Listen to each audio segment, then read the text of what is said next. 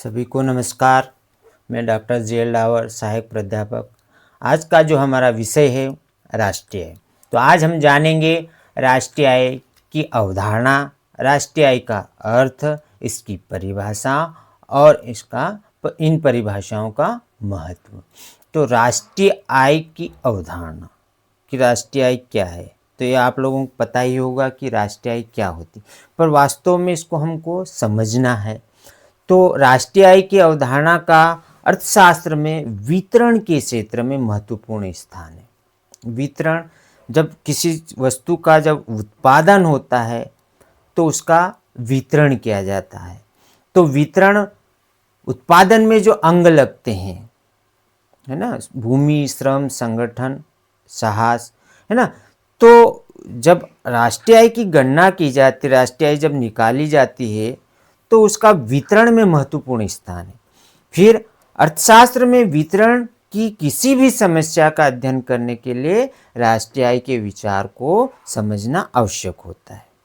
इसके लिए विभिन्न देशों के आर्थिक विकास की तुलना में राष्ट्रीय आय को ही आधार बनाया जाता है। मतलब राष्ट्रीय आय के वितरण के क्षेत्र में उपयोग किया जाता है। और अगर किसी देश की तुलना करना हो, कौन सा देश विकसित है, कौन सा देश अविकसित है, तो उसमें भी राष्ट्रीय आय की जो भूमिका है वह महत्वपूर्ण होती है। या कह सकते हैं कि राष्ट्रीय आय के आधार पर ही देशों की तुलना की जाती है। आइए हम जानें राष्ट्रीय आय का अर्थ। तो राष्ट्रीय आय से आशय किसी देश में एक वर्ष की अवधि में उत्पादित समस्त वस्तुओं और सेवाओं के कुल मौद्रिक मूल्य से है। क्या समझे कि राष्ट्रीय आय वह है जो किसी एक देश की, जब राष्ट्रीय आय की गणना करते हैं तो किसी पर्टिकुलर एक देश की राष्ट्रीय आय ज्ञात करेंगे। अब उसमें क्या होगा कि वर्ष कौन सा रहेगा, एक वर्ष रहेगा, एक वित्तीय वर्ष उसका जो है वह उसकी अवधि रहेगी। फिर आगे क्या गया कि एक देश है, एक वर्ष है। फिर उत्पादित समस्त वस्तुओं और सेवाओं का कुल मौद्रिक मूल्य, मतलब जितनी भी वस्तुओं का उत्पादन होता है उनके मौद्रिक मूल्य को राष्ट्रीय आय कहते हैं। दूसरे शब्दों में किसी देश में वर्ष भर में उत्पत्ति के विभिन्न साधनों द्वारा जो उत्पादन किया जाता है उसका योग राष्ट्रीय आय कहा जाता है। क्या कहा कि किसी देश में वर्ष भर में एक वर्ष के दौरान उत्पत्ति के विभिन्न साधन, है ना, मैंने बताया उत्पत्ति के साधन कौन कौन से हैं, तो उन साधनों के द्वारा जितना उत्पादन किया जाता उसको राष्ट्रीय आय कहा जाता। ये हमने देखा कि ये नॉर्मल रूप से राष्ट्रीय आय का अर्थ है। अब हमारे जो अर्थशास्त्री रहे मार्शल, तो मार्शल ने इसकी परिभाषा दी है कि क्या दी है, किसी देश के श्रम यौन पूंजी द्वारा प्राकृतिक साधनों के सहयोग से प्रतिवर्ष भौतिक और अभौतिक वस्तुओं और सेवाओं का जो शुद्ध उत्पादन होता है उसके योग को शुद्ध राष्ट्रीय आय कहते हैं। मार्शल ने क्या कहा कि एक देश है जिसमें श्रम और पूंजी के द्वारा प्राकृतिक साधनों का उपयोग किया जाता है ना। श्रम और पूंजी है, प्राकृतिक साधनों का उपयोग किया जाता है। और क्या किया जाता है, भौतिक और अभौतिक वस्तुओं का उत्पादन किया जाता है, तो उसके योग को शुद्ध राष्ट्रीय आय कहते हैं। तो मार्शल की परिभाषा से यह स्पष्ट होता है कि एक देश है जिसमें श्रम के साधन, पूंजी मतलब धन, और उस देश में उपस्थित जो प्राकृतिक साधन है ना, प्राकृतिक साधन जैसे जो भी है, भूमि है, जल है, वायु है ना, इनका सहयोग से क्या किया जाता है, भौतिक जिनको हम छू सकते हैं और अभौतिक जिनको हम छू नहीं सकते, ऐसी वस्तुओं का उत्पादन किया जाता है। तो वह क्या कहलाएगी, उसके योग को राष्ट्रीय आय कहते हैं। समझ गए कि हम लोग कि जो चीज़ें हैं, मतलब मार्शल की परिभाषा में कौन सी चीज़ें हैं कि श्रम होना चाहिए, पूंजी होना चाहिए, प्राकृतिक साधन, है ना, और उसमें एक जो प्रतिवर्ष है, मतलब उन वर्षों का क्या है, एक वर्ष होता है, तो उसके दौरान जो वस्तुओं और सेवाओं का जिसमें उत्पादन होता है वह उसके योग को राष्ट्रीय आय कहेंगे। तो अब आगे हम समझते हैं कि मार्शल की जो परिभाषा है उसकी आलोचना क्यों की गई। तो मार्शल की परिभाषा में जो आलोचना की गई है, गणना में कठिनाई। अब देश है, उसमें विभिन्न प्रकार की वस्तुओं का उत्पादन होता है, तो जब राष्ट्रीय आय की जब गणना की जाती है तो उस समय कठिनाई होती, क्योंकि बहुत सी वस्तुओं का विस्तृत है, उनकी किस्में भी अलग अलग होती है। तो आलोचकों ने उनकी परिभाषाओं की आलोचना इसलिए की कि गणना करने में कठिनाई होती। अब मार्शल की जो परिभाषा है आलोचकों ने इसलिए उसकी आलोचना की कि विनिमय नहीं होना। मार्शल ने कहा कि उत्पादन होना चाहिए, शुद्ध उत्पादन होना चाहिए। तो मान लो कोई किसान किसी वस्तु का उत्पादन करता है और उत्पादन करने के लिए वो समस्त उत्पादन जो है वो मतलब मार्शल के अनुसार कहा गया कि जितना भी उत्पादन होता है उसके शुद्ध योग को राष्ट्रीय आय कहेंगे। पर किसान जो है अपनी वस्तु का जो करता है उत्पादन, तो वो अपने उपभोग के लिए वस्तु को रख लेता है, तो वह भाग राष्ट्रीय आय में नहीं आता, मतलब उसका विनिमय नहीं किया जाता। मतलब किसान अपना उत्पादन को बेचने के लिए मार्केट तक नहीं लाता, बल्कि वो अपने घर तक ही रख लेता अपने उपभोग के लिए। तो आलोचकों ने इसलिए कहा कि कुछ बहुत सी ऐसी वस्तुएं हैं जिनका विनिमय नहीं होता, उत्पादन तो होता है पर विनिमय नहीं होता, इसलिए आलोचकों ने उनकी परिभाषाओं की आलोचना की है। दोहरी गणना की आशंका, मार्शल की जो परिभाषा दी गई वो पूरी उत्पादन के बेस पे है, उत्पादन किया जाता वस्तुओं से। तो अब मार्शल की जो परिभाषा है उसमें कहा गया है कि उत्पादन होना चाहिए। तो मान लो एक उदाहरण इसमें कहा दोहरी गणना की आशंका बनी रहती। दोहरी गणना की आशंका कैसे बनी होगी? एक किसान मूंगफली का उत्पादन करता है ना, तो उस एक किसान ने मूंगफली मंडी ले गया और बता दिया कि हाँ इतने उसने उत्पादन किया और वो गया। तो इसके आधार पर देश की जब गणना की जाती है तो कह दिया जाता है कि देश में इतने मूंगफली का उत्पादन हुआ है, वो गणना कर ली गई किसकी? मूंगफली की। अब वही मूंगफली को जब तेल निकाला जाता है ना, तेल निकाला जाता है तो तेल का भी उत्पादन हुआ है, तो तेल का उत्पादन हुआ तो वो भी शामिल कर लिया जाता है राष्ट्रीय आय में कि इतना तेल का उत्पादन हुआ। तो आलोचकों ने मार्शल की जो परिभाषा की आलोचना की कि इसमें दोहरी गणना की संभावना रहती है। अब कहा अव्यवहारिक। अव्यवहारिक मतलब बहुत सी ऐसी वस्तुएं हैं जिनके उत्पादन के लिए या उत्पादन या जो सेवाएं हैं उनका उत्पादन अव्यवहारिक है, मतलब हम इनकी गणना नहीं कर सकते।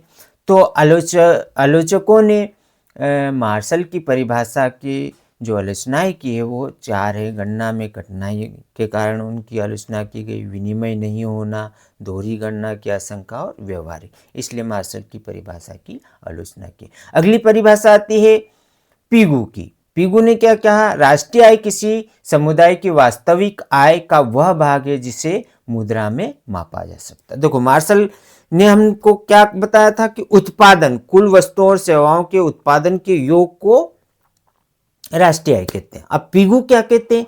राष्ट्रीय आय किसी समुदाय की वास्तविक आय का वह भाग है जिसे मुद्रा में मापा जा सकता है। यहां बात आ गई कि ऐसी वस्तुएं, पहली बात चीजें का ध्यान रखना है कि जितनी भी वस्तुओं का अगर उत्पादन होता है, क्या कहा? राष्ट्रीय आय किसी समुदाय की वास्तविक आय का वह भाग है जिसे मुद्रा में मापा जा सकता, मतलब ऐसी वस्तुओं का राष्ट्रीय आय में शामिल किया जाएगा जिनको मुद्रा में मापा जाता है। अब मुद्रा मुख्य चीज हो गई पिगू की परिभाषा में, जिन वस्तुओं और सेवाओं को मुद्रा में मापा जाता है वही वस्तुएं राष्ट्रीय आय में शामिल होगी। ये क्लियर हो गया। दूसरी बात, जिसमें विदेशों से प्राप्त आय भी सम्मिलित है। अगर भारतीय कोई विदेश में जाकर आय अर्जित कर रहा है तो वह आय भी राष्ट्रीय आय में शामिल होगी। ये दूसरी चीज होगी कि दूसरे देशों में की अर्जित की गई आय भी राष्ट्रीय आय में शामिल होगी। तो ये समझ में आया कि हम लोगों ने समझा पिगू की परिभाषा के अनुसार कि राष्ट्रीय आय में उन वस्तुओं को शामिल किया जाएगा जिनको मुद्रा में मापा जा सकता है। तो उसी का दूसरा विपक्ष होगा कि उन वस्तुओं को शामिल नहीं करेंगे जिनका मुद्रा में मूल्य नहीं है, और विदेशों से प्राप्त आय को इसमें शामिल कर लिया जाता है। तो पिगू की परिभाषा पूरी तरह से मुद्रा के माप के रूप में स्पष्ट होती है। अब पिगू की परिभाषा की आलोचनाएं, पिगू की परिभाषा की आलोचनाएं की गई है। संकुचित दृष्टिकोण, उन्होंने कहा कि मुद्रा को, जिस वस्तु को मुद्रा में मापा जाता है वही राष्ट्रीय आय में शामिल की जाएगी। तो ये संकुचित दृष्टिकोण हो गया, क्योंकि अगर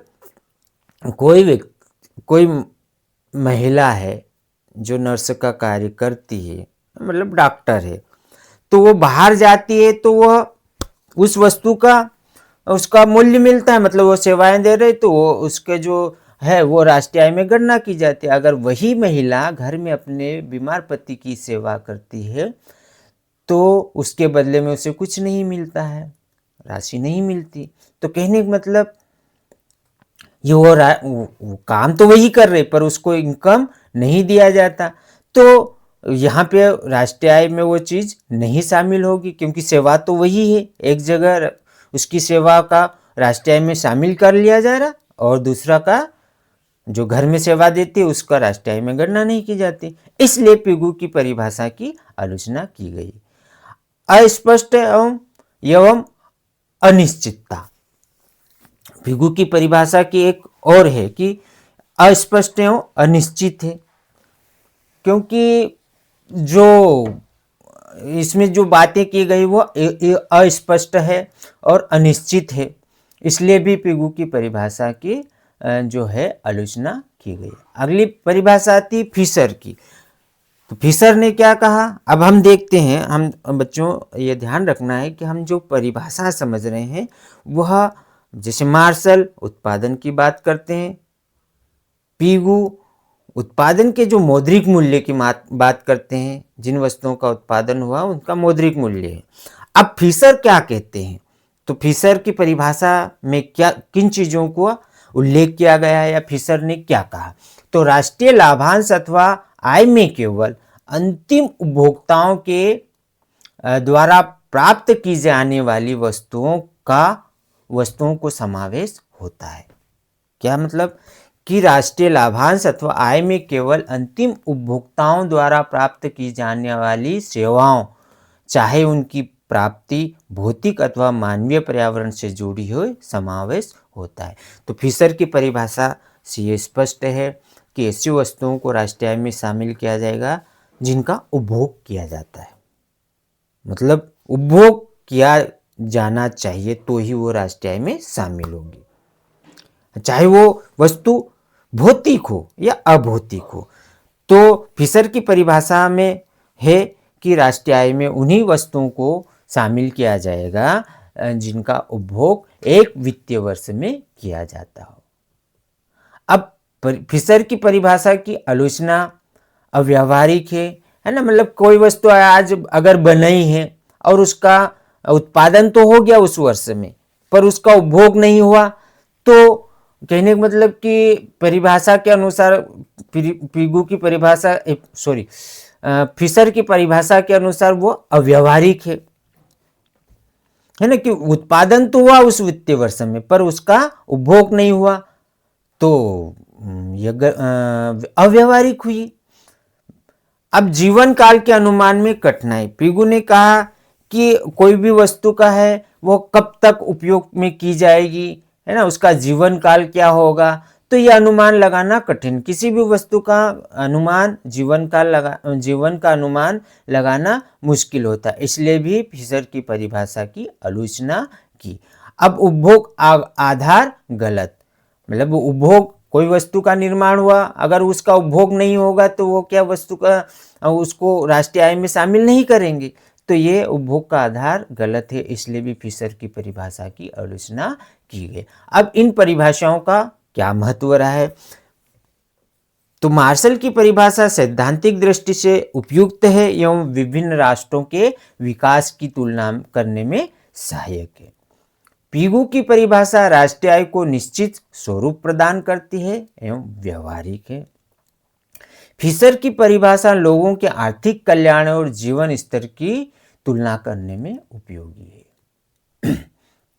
तो आज का जो अध्ययन से हम समझ चुके हैं या आप जान चुके हैं होंगे कि राष्ट्रीय आय की अवधारणा क्या है, राष्ट्रीय आय का अर्थ क्या है, मार्शल की राष्ट्रीय आय परिभाषा कौन सी होगी, फिशर की परिभाषा की आलोचना कीजिए, पिगु के शब्दों में राष्ट्रीय आय की परिभाषा लिखी।